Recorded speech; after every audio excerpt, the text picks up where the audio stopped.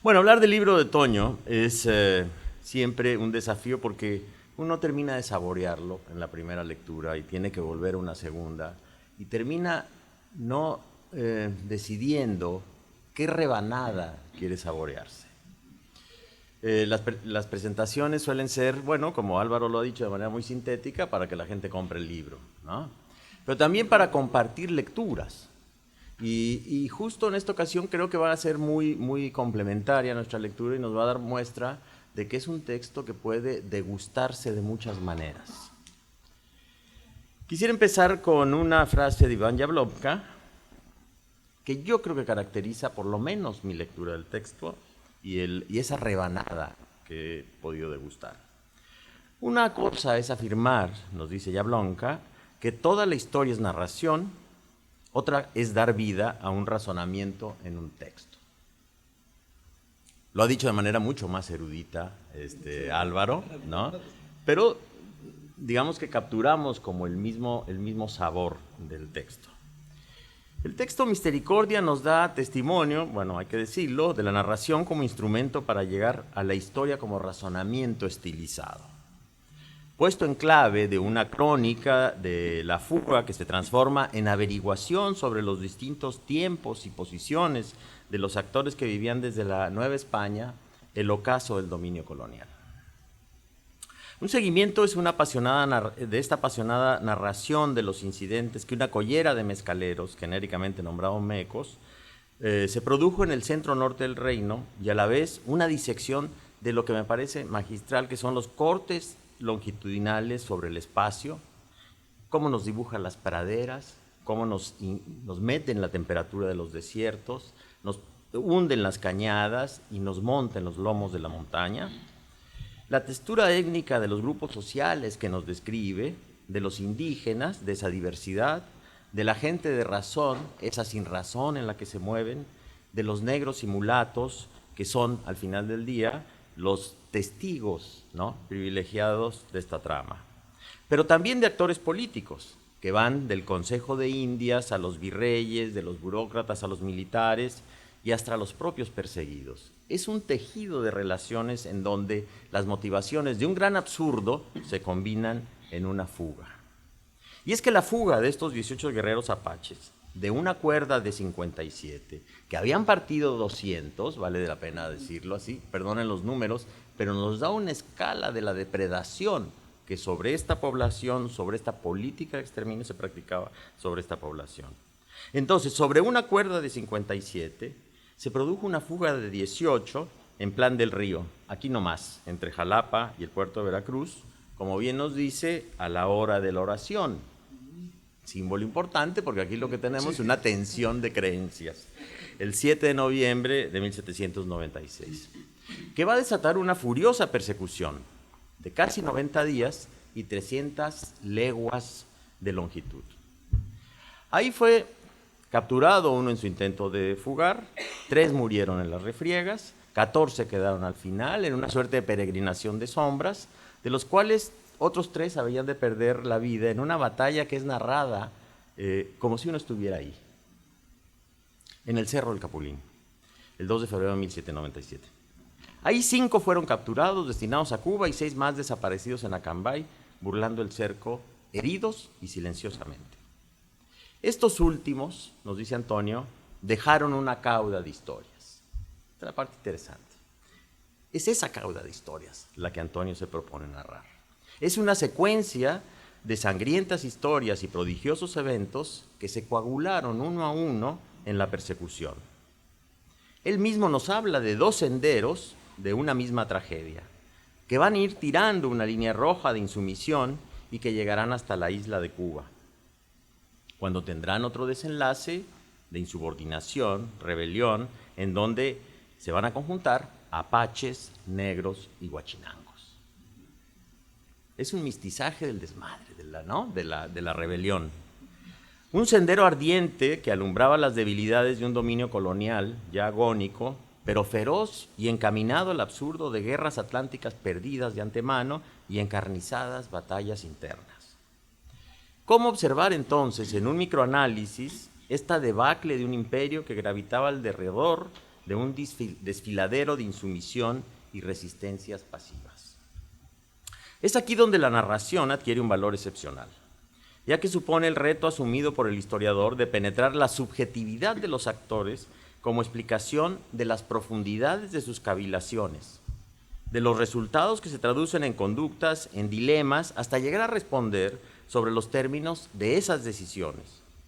Por ello, no es trivial que la escritura sea más que una narración del pasado, sino un desafío por penetrar el escarpado camino de los pensamientos de sujetos políticos, actores individuales, acciones colectivas y pensamiento étnico que se enfrentan en un decurso inesperado de una historia cantada muy coralmente. Actúan, escriben y cavilan, disponen de sus metanarrativas en creencias y milagrería que pone a fuerzas sobrenaturales en el territorio de la acción colectiva. Es decir, esto que decía Álvaro, ¿no? Es decir, esa sobrenaturalidad mueve a los actores. Y de la mano del azar, que conduce la aventura y los terribles episodios de una historia que no fluye en una sola continuidad, sino en una multiplicidad de escenarios, de tiempos, de espacios de subjetividad cultural. Yo creo que esta es una de las grandes categorías construidas, esos espacios de la subjetividad cultural de la que nos habla Antonio. Ahí radica, a nuestro parecer, su profundidad explicativa. Pero para deshojar este texto que de suyo es una unidad compleja, entonces es preciso observar por lo menos 3 temas desde la perspectiva de un lector que fácilmente va a quedar embaucado por la narración, pero que se va a aficionar de la mano del autor a procurar en los subtextos de la tragedia de la Collera a interpretar una época. Primero, la crónica desde los tiempos y sus capas sucesivas de tiempos locales, virreinales e imperiales. Es una yuxtaposición de tiempos que, como nos dice Antonio, cuando juega con los tiempos, demos un paso hacia atrás. Una metáfora leninista, pero en este caso es para avanzar 2 pasos adelante. Segundo, sobre la subjetividad de los actores, y es ahí donde él construye una narración, a lo que se refería Álvaro, que no cae en el terreno de la literatura, sino que hace de la historia una narrativa literaria, que es distinto porque no se está desprendiendo de la historia en términos de construcción de la explicación. Y tercero, sobre la realidad, aquí coincidiría con Álvaro, que quien lo leyó por su cuenta, de la realidad de los prodigios ocurridos, pero sobre todo de esa vívida narración que a uno lo hace creer que lo prodigioso fue absolutamente real. No dejemos de notar, sin embargo, que aquí hay una suerte de epifanía apache, ¿no? Una epifanía que también ha marcado la subjetividad del narrador, haciendo parte de la escena, la historia y los vericuetos del pensamiento que marcan las acciones. Lo que el grueso volumen número 77, el ramo indiferente de guerra del Archivo General de la Nación, despertó en el autor un turbador sentimiento, que fue ocasión para abrir la rendija de un desplegado paisaje sobre usos y términos de la gobernanza del orbe católico frente al ignoto salvajismo de los indios bravos. Ignoto es una ironía porque evidentemente que lo va deshaciendo y lo va explicando y se va implicando en él. Insumisos por naturaleza y apóstatas por convicción. Son los que tienen en sus montes, ríos y bestiarios, el búho, el venado, los bisontes aparecen permanentemente, los caballos desde luego forman parte de esta narración, una propia cosmovisión de su sitial en el mundo y de su camino hacia el sol como una reposada eternidad en un mundo que los ha condenado indefectiblemente al exterminio. El texto de Antonio es una crónica del exterminio, no de una sola persecución. Los testimonios revelan la bitácora de la persecución de 2 obstinados hombres de armas del ejército borbónico, Nicolás de Cosío y Francisco de Viana, en donde la competencia por construir una narrativa de méritos y desvelos movían a una lealtad inverosímil y que tendiera un manto que pusiera a la sombra esa estructura de corrupción y de crueldades ejecutadas para poner la leyenda del salvajismo en la historia de los apaches. Antonio García de León devela este movimiento y hace un ejercicio inverso para poner también del lado de los hombres de razón ese salvajismo depredador. Y también el terror y la obediencia de los indios de comunidad son una clave de explicación de este episodio. porque han sido obligados a cooperar, ejerciéndose como delatores, perseguidores o verdugos que salvarán la fe y la religión. Contra esa narrativa, el autor discrimina y reinterpreta los argumentos que formalizaban una historia para ganar favores y ocultar aversiones, a la vez que reconstruir una ruta de siembra de insolencias, temores, rebeliones pasivas que hicieron de la fuga de los apaches, un corte en esos tensores de la fidelidad que nahuas y otomíes tenían hacia una autoridad venal de sus principales y de los personeros del virrey Branciforte. No les estoy contando la película, estoy dando claves de lo que a mí me dejó. Una tercera estrategia narrativa de Antonio, me parece más audaz y muy virtuosa, nos coloca a los lectores en los marcos de la subjetividad de los actores, que están pautados mucho por su posición en la trama de violencias y temores. Por ejemplo, un personaje interesantísimo que es un personaje que nació para servirte a la narración. Me refiero al mestizo Juan Antonio Avilés, alias el Gavilán, ¿no? Que como otros tantos raptados por los apaches, ahí tenemos, ¿no?, el malón, que explica muy claramente, ¿no?, el rapto. ¿Por qué es el rapto? Bueno, aquí es el rapto, es el rapto de una mujer, pero bueno, el rapto formaba parte de ese, digamos, intercambio intercultural, ¿no?, este proceso de aculturación de los dos lados, y el rapto de símbolos, el rapto de objetos, de despojos, etcétera, de todo aquello que convertía a una cultura como codiciada por la otra. Estos no son apaches, ¿no? Pero el Gavilán sí lo era, y fue un niño raptado que habría de ir con los apaches en unas correrías que lo llevarían a ser un apachizado más, un adiestrado, como nos dice Antonio, para su sobrevivencia y la de los suyos, y esta es la parte importante, en el arte de la caza y la doma de caballos. Más tarde recapturado y puesto al servicio del brigadier Juan de Ugalde, como un rastreador, intérprete, había salvado su vida como el genízaro de los ojos zarcos. Esos ojos que van a estarnos mirando permanentemente y a los actores. Todos los testimonios harán referencia a los ojos o al color de la piel o al carácter excepcional de este genízaro con esa tropa de apaches.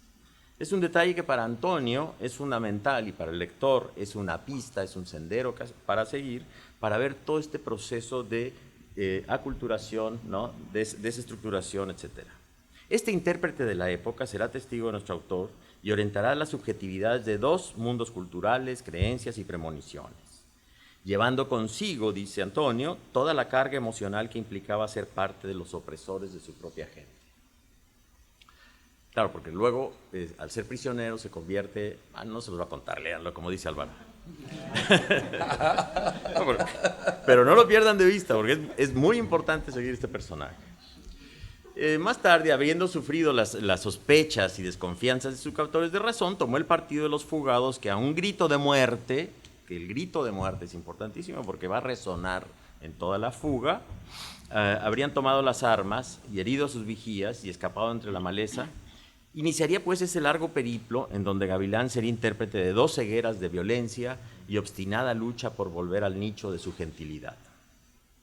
De repente Antonio nos dice, poniendo estas palabras en boca de Gavilán: si pudiéramos escapar por la luz de este espejo, se dice a sí mismo, mientras dibuja un mapa de arena calculando la posible llegada al gran camino que conduzca a la Sierra Blanca, al seno de la tierra que los espera en el retorno de los guerreros triunfantes, hijos pródigos de una ilusión que se mantiene en la memoria como tenue llama encendida.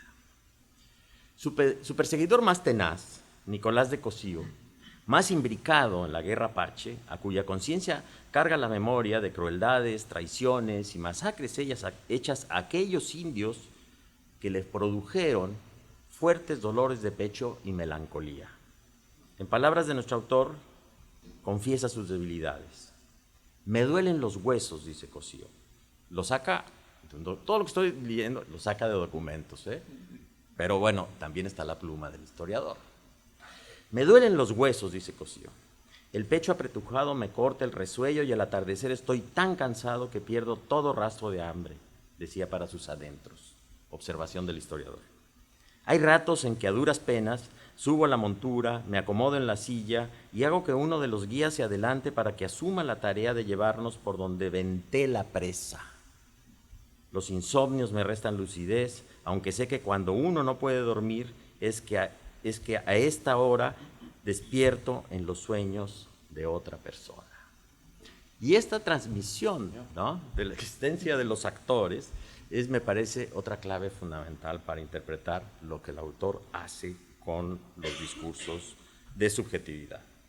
Porque la escala de cada autor y en su sitio de fragilidad dan cuenta de su momento, de su angustia y de una incomprensible persecución que desnuda la rapacidad de un régimen de esclavización, violenta culturación y exterminio, que los puso a todos en los cabos de una cuerda tensa, lentamente desilvanada, sin posibilidad de escapar a su desenlace, y que los atrapa en una cacería y evasión que es, en muchos sentidos, una escala diminuta de la ruptura que aguarda a la caída del Imperio Español en América.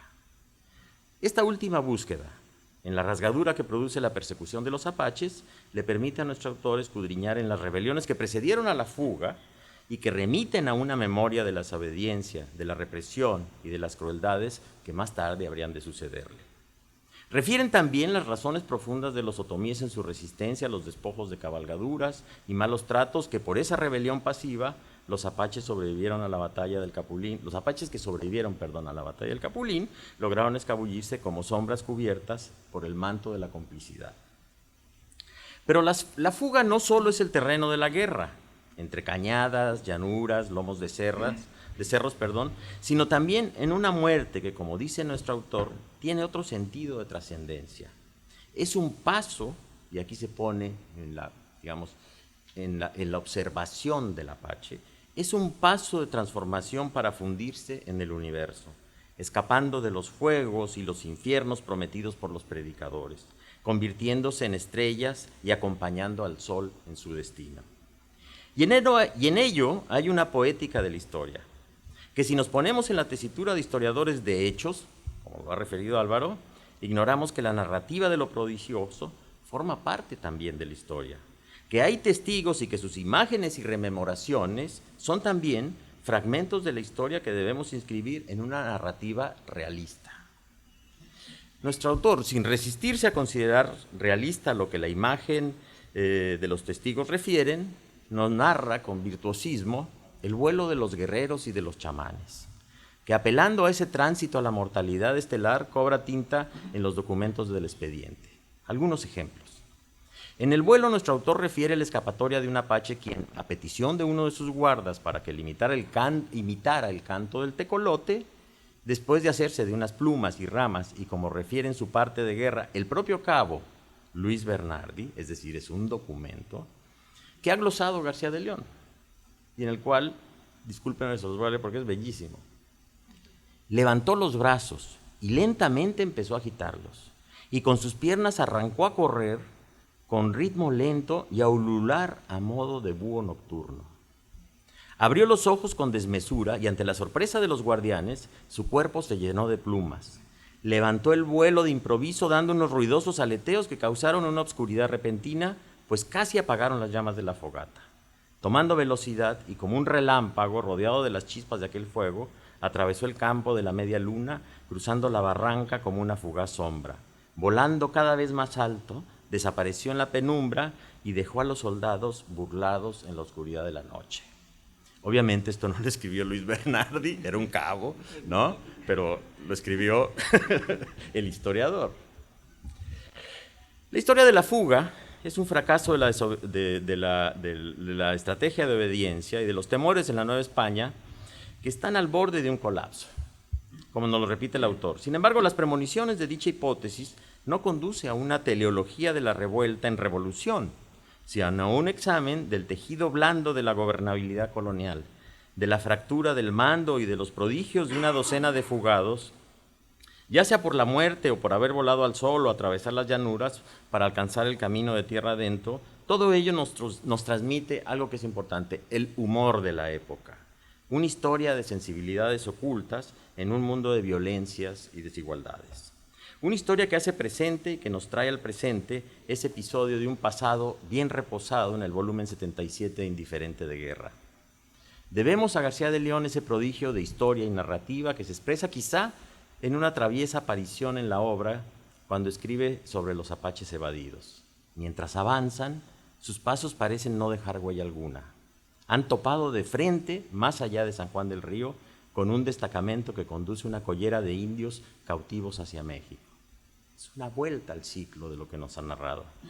Nadie de los militares que la conduce parece percatarse de su presencia. Solo un niño apache, un poco rezagado del convoy, se ha detenido y lo sigue con la mirada a medida que se alejan.